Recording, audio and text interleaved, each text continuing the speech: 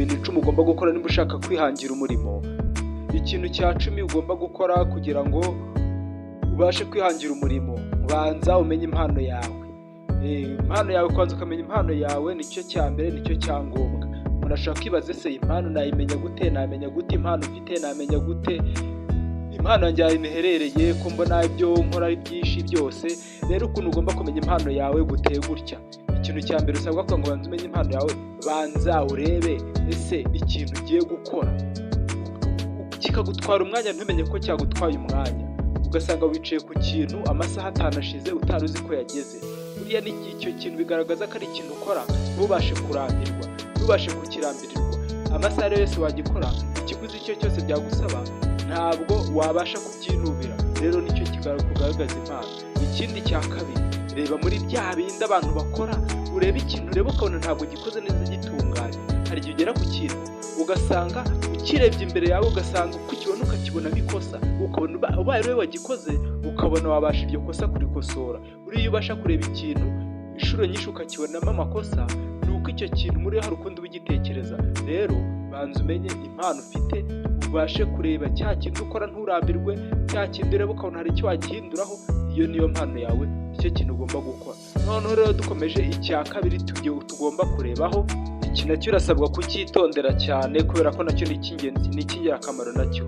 Tangira wige kubika amafaranga kurenza uko wakwiga, kurenza uko wayikuraho. Abantu benshi iyo tubonye amafaranga duhita duharanira kuyikuraho, duhita duharanira kumera nk'aho ari kutwotsa, nk'aho arimo amahwa. Ugasanga urafashe wese utangira kujya kugura akantu ushaka, kujya kwishyura amadeni. Tangira wige kwigwizaho amafaranga.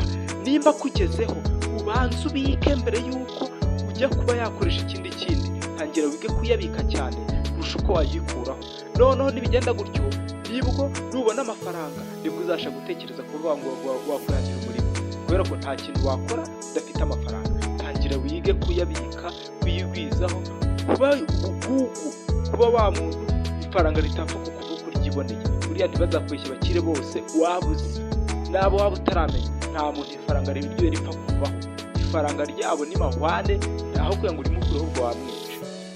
Noneho icya gatatu kiratubwira ngo kimwe mu bintu bitatu ugomba kugendera kugira ngo ubashe kwihangira umurimo, nuko tangira aka kanya uganiriza abantu baba barateye imbere, baba bafite aho bageze. Aho ngaho muturanye nta muntu ubura abo baturanye bateye imbere bitewe n'aho utuye n'iterambere ryawo. Rero tangira uganiriza abateye imbere, utabaganiriza atari uko ugamije kugira ngo ukore nk'ibyo bakoze, ahubwo wumve imvune bagize mu ntangiriro, wumve challenge bagiye bahura nazo.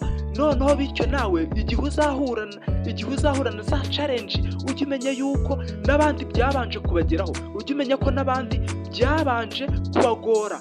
Bityo niba ubasha kukuganiza challenges bahuye nazo, nawe bizakubaka mu gihe uzatangira business yawe. Umenye yuko izo ngorane uhura nazo atari wowe wenyine uhura nazo. Icyo ngicyo cyari cya gatatu. Rero nitugera ku cya kane, icyo ni icyitondero. Kiravuga ngo mu gihe utari ku ishuri, mu gihe utari mu kazi, mu gihe utari gushaka amakuru ku kintu ugiye gukora, mu gihe nta kintu ufite ugiye gukora, aho kugenda ugiye kubunga, aho kugenda ugiye gutembera, aho kuvuga ngo ugiye gusura inshuti, icara ahantu uri wenyine ubanze witekerezeho. Buriya ibintu byose aba bakire bose bagiye bagera ku byo bagera, bafashe igihe cyo kwitekerezaho, bicara ari bonyine, baguma ari bonyine, birinda ikindi kintu icyo ari cyo cyose cyabasha kuba cyabafurusa, kuba cyabasha kuba cyabicira, kuba cyabaderanja. Barabicara ari bonyine, barangije nibwo bashije gutekereza imishinga iyi tubasha kureba. Iyi rero tukavuga ati aba bantu kabisa, abantu kweri barakoze. Rero nawe aho mu gihe nta bintu uri gukora bikwinjiriza, nawe wicara wenyine witekerezeho. Niwicara wenyine bizagukururira kuba wamenya ikintu cyo gukora, icyangombwa cyo gukora. Rero iryo ngiryo ryari irindi somo rya kane. Noneho tugiye ku isomo rya gatanu. Iri somo naryo biragusaba gukurikira, biragusaba kumva neza, ukumviriza bimwe mu bintu 10 wakora kugira ngo ubashe kwihangira umurimo kandi ube successful. Rero ibyo bintu ubikurikirana. Twagiye ku isomo rya gatanu. Icya gatanu gisabwa kugira ngo ubashe kuba successful. Tangira umwanzi n'uburiri. Tangira umwanzi n'uburiri. Nta mukire ukundana n'uburiri ubaho. Tangira umwanzi n'uburiri. Nubwo waba nta kazi ufite, nubwo waba nta kintu cyo gukora ufite, byuka bitekerezeho, wumve yuko uburiri bukurya, wumve yuko uburiri buganza mu gihe ugishaka kuryama, mu gihe ugishaka kuryama. Aho ngaho biragoye, kubera yuko nujya no kwihangira umurimo bizagusaba kuzinduka, bizagusaba kutaryama. N'ubu utarabyimenyereje mbere, utarinjira mu kazi, bizakugora wisange akazi ke, bizinesi yawe itangiye gusubira inyuma kubera yuko uri mu bintu byo kuryamira. Tangira witoze kwanga uburiri mu gihe utaratangira, mu gihe kuko nutangira uzisanga umwanya wo kuryama ahubwo ubaye na muto, ahubwo wisanga utakinaryama. Iryo ngiryo ryari isomo rya 5. Noneho isomo rya 6 rije gutya, mutega amatwi mwumve kubera ko ibi ni iby'ingirakamaro. Iri somo rya 6 riravuga ngo tangira wumve yuko kuba nta kintu ufite ukora biguhangayikishije. Tangira wumve yuko nimba nta kintu ufite ukora biguhangayikishije kandi biguteye ikibazo. Nibigeraho ubundi hari abantu bavuga ati yewe nariye nanyweye iwacu nta kibazo na kimwe mfite, buri kimwe cyose barakimpa, none ubwo ngubwo mfite ikihe kibazo? Aho ngaho ubwo iki cyigisho ntikikureba, kubera yuko iki cyigisho kirareba abashaka gutera imbere.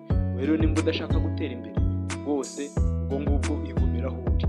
Tangira wumve yuko kuba nta kintu ufite ukora ari ikintu kibi kuri wowe, wumve yuko udashaka ko byanakubaho.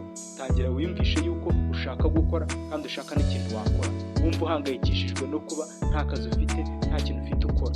Rero aho ngaho buriya biragoye kuba umuntu yakwihingamo ibintu byo gukora atabishaka. Rero tangira wumve yuko ushaka kuba wagira icyo ukora, nubasha kubyiyumvamo n'aya mabwiriza ya mbere twagiye ducaho nabyo urabasha kubyumva. Icyo ngicyo cyari icya 6. Noneho tugiye kuri indi somo rya 7. Isomo rya 7 rije gutya, tangira wirinde gutembera, tangira ba bandi mutemberana hatarimo inyungu, tangira wange kujya gusurana mu bintu bidafite epfo na ruguru, tangira rwa rugomo wakoraga rwa kujya kwidagadura mu gihe hanaha ibintu bitarimo inyungu, tangira ubigabanye. Simvuze ngo bivemo wangane n'abantu, ariko nimba mu cyumweru watemberaga inshuro 3, ugabanya utembere inshuro 1. Nimba mu cyumweru wajyaga gusura abantu inshuti zawe nk'icumi, abo ngabo tangira ubireke, ujye ubasura. Uwasuraga rimwe mu cyumweru ujye umusura rimwe mu kwezi cyangwa mu mezi 2. Rero tangira igihe cyo gupfusha ubusa, cyo kujya gusurana, cyo kujya gutembera, cyo kujya ngo gukina umupira, cyo kujya ibyo ngibyo byikuremo. Ugiye ngo gufana kujyana, kandi aho ugenda urakoresha tike, aho ugiye wa mwanya uri gutakaza. Rero hari abandi bari kubyaza umusaruro. Tangira wumve ko umwanya wose ugiye gupfusha ubusa, tangira wumve yuko ari ingirakamaro kandi ari nawe uri gutuma usubira inyuma. Rero ibintu byo kuba ngo imyanya ipfa ubusa, gukora ibintu bidafatika, ibyo tangira ubyikuremo. Nta muntu witegura guhanga umurimo upfusha umwanya ubusa, kandi ujye wibuka yuko igihe ari amafaranga. Rero twageze ku cya 8. Icya 8 giteye gutya, tangira wirengagize uko abandi bakubona, tangira wirengagize uko abandi bagutekereza. Erega ibyo nibyo uri kwimajinamo, hanze ntawe ukwitayeho.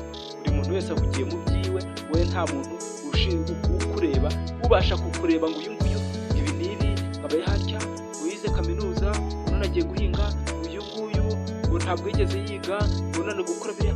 Uwo nguwo ni wa wundi utagira icyo akora, rero wabaye imburamukoro. Rero uwo nguwo umwitayeho, aho ngaho nta bwenge waba ufite. We tangira wirengagize ibyo abandi bagutekerezaho n'ibyo abandi bakubonaho, ahubwo urebe icyakubyarira inyungu kurusha ibindi byose wareba. Ibindi urabitaho umwanya kubera yuko ubikora iki. Rero iryo ryari isomo rya 8. Tangira wirengagize, unikuremo ibyo abandi bagutekereza n'ibyo bakuvugaho. Abavuga ibyo birabareba, abagutekereza ibyo birabareba, ahubwo nibatangira kugutekereza banakuvuga, ujye umenya yuko uri uw'agaciro, ujye umenya ko uri uw'agaciro kandi ibyo ukora babibona. Noneho isomo rya 9 naryo uritega amatwi wumve, riravuga ngo reba ku mwihariko, wireba ku mwihariko cyane, kubera yuko kwihangira umurimo ntabwo bivuze kwigana umurimo. Reba ku mwihariko w'ibintu ugiye gukora, wireba ku byo abandi bakoze, uba ari byo uvuga ngo babakoze ibinga, babakoze ibinga, babakoze ibi. Wowe reba ku kintu cyawe ugiye gukora kandi cyagashya, cy'ikintu nyine bazavuga ati iki ni icyawe cyaje. Yemwe n'uko wabikora nk'ibyo abandi bakoze, ariko we shyiramo ikintu gitandukanya ibyawe n'iby'abandi bakoze. Isomo rya 10 riteye gutya. Icya 10 kiravuga ngo banza urebe isoko ufite n'ibyo ugiye gukora urebe ko bihura. Nubona isoko ufite bidahura n'ibyo ugiye gukora, biraba ngombwa yuko wimukira ahantu runaka ibyo ngibyo ugiye gukora byakora. Banza urebe isoko ufite ry'ibintu ugiye gucuruza, ry'ibintu ugiye gukora. Ese nimba ugiye guhinga, reba nimba ahantu hari imirima. Ese nimba ugiye gucuruza, reba nimba ahantu hatuye abantu.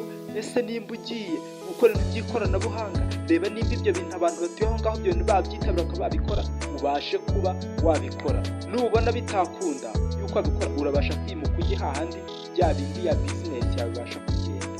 Rero urakoze cyane ubasha kumva izi nyigisho, izi mpanuro wumva yumvise, buriya abwirwa bene sha kumva bene yo. Ubwo ngo umuntu wese ubashije kumva iki cyigisho uko yenda kose hari ikintu biri ubashe kuba byamufasha. Rero ujye mukanda subscribe, ukoresha mukore comment, bityo ibintu bibashe kuba byagera no ku bandi. Hari n'andi bakeneye inama nk'izi ngizi n'inyigisho nk'izi ngizi. Rero turabashimiye mwari muri kumwe na Forbes, uhora bategura ibintu byiza, uhora bategura ibintu muhora mwifuza kumva kandi bihora bikeneye kuba byabagirira akamaro. Rero turabashimiye kandi mujye uko mushoboye kose iyi channel ibashe kuba yagera kuri benshi, ibashe kuba yakorana benshi ibintu byiza cyane.